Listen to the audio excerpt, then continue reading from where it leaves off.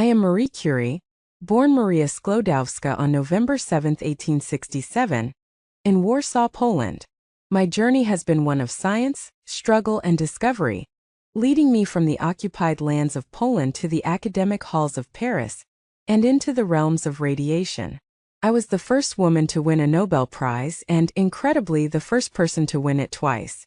Yet, more than any title or recognition, I sought knowledge and a life in pursuit of scientific truth. It was through this journey that I explored elements no one had seen, giving the world new tools and understanding, even as I paid a high personal cost.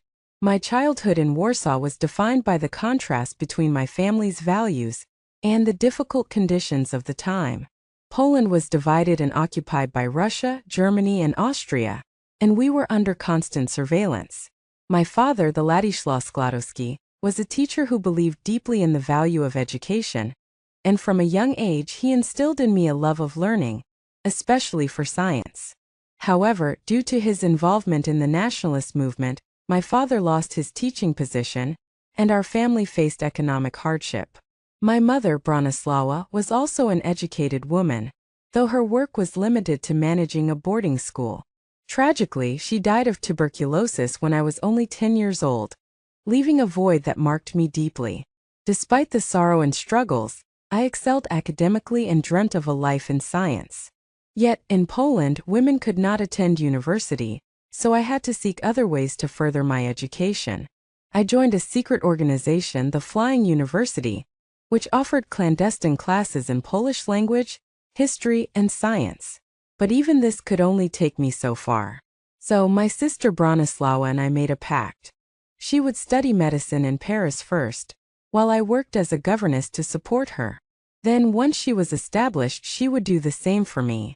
This agreement delayed my formal studies, but it strengthened my determination. 4 years I spent my days teaching others while studying late into the night, poring over science books, and yearning for the chance to study in a true laboratory. Finally, in 1891, I arrived in Paris, enrolling at the Sorbonne under the name Marie. A new name for a new life. My early days were difficult.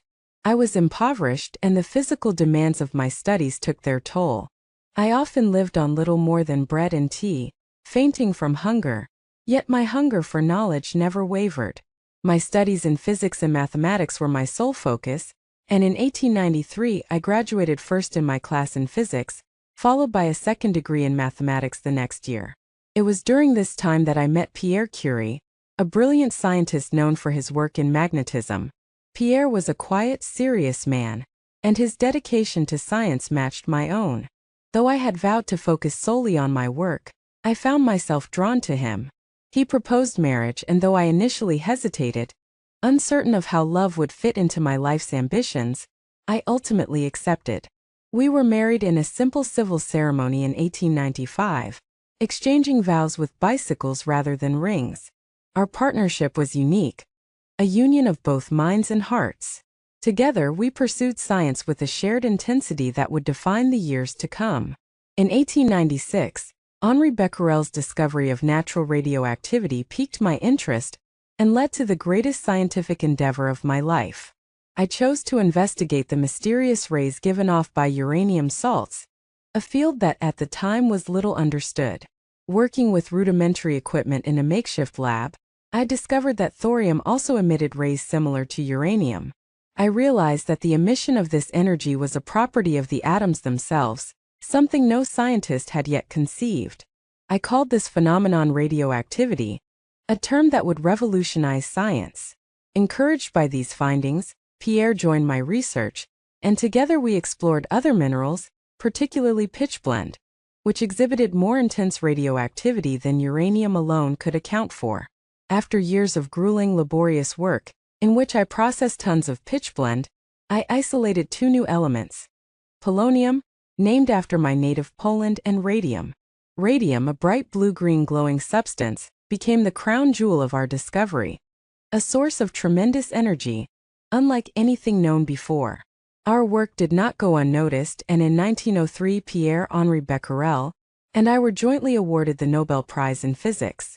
I was the first woman to receive this honor, though initially, The Nobel Committee intended to award only Pierre and Becquerel. However, Pierre, ever loyal and fair, insisted that my contribution was equal and that I should be included. This prize was not just a personal triumph but a victory for women in science, proving that intellect and dedication could transcend gender barriers. The Nobel Prize money allowed us to continue our research in better conditions, but our dedication to our work only intensified.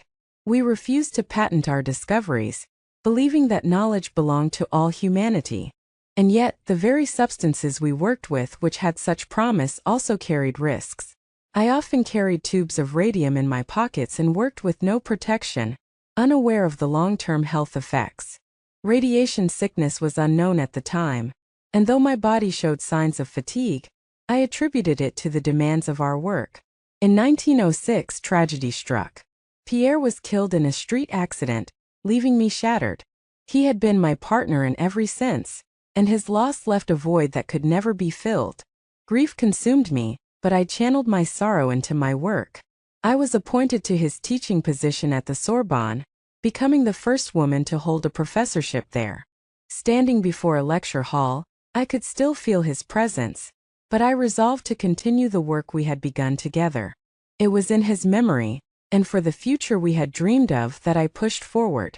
In 1911, I was awarded the Nobel Prize in Chemistry, this time for my work in isolating pure radium and for defining its properties. I became the first person to win Nobel Prizes in 2 different sciences. Despite this recognition, my personal life was fraught with scandal. I was a single mother in a field dominated by men, and when a private relationship became public, I faced harsh criticism from the press. Yet I persevered, determined that nothing would distract me from the work that had become my life's purpose. When World War I broke out, I saw a new way to apply my research.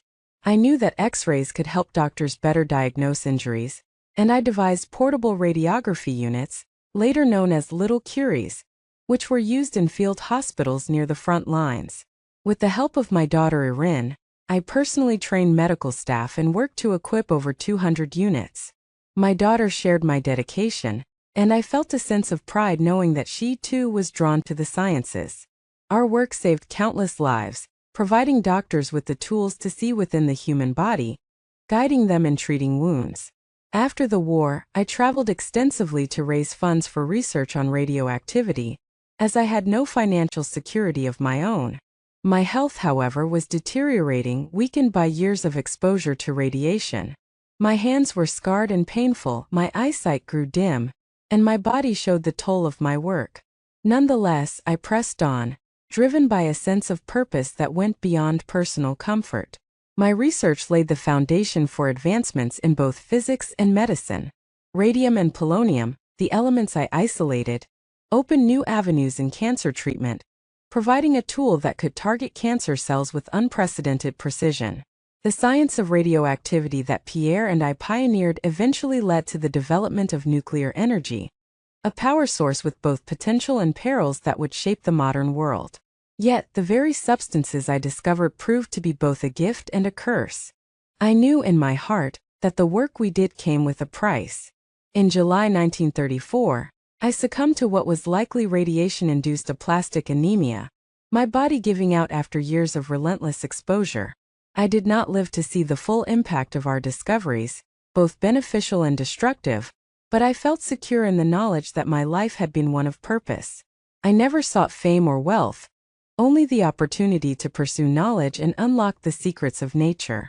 Science, to me, was a calling, a means of understanding the world and alleviating human suffering. I broke barriers for women in science, proving that intellect and determination know no gender. I opened doors that others might walk through, and my daughters Irene and Eve carried my legacy forward in their own ways, Irene even winning her own Nobel Prize. I am Marie Curie, a scientist who loved knowledge, who endured hardship, who made discoveries that would both heal and harm. I lived with a commitment to humanity and a desire to transcend limitations, leaving a legacy of discovery that endures. Through my life and work, I hope to have shown that the pursuit of knowledge, no matter the cost, is the truest form of human aspiration.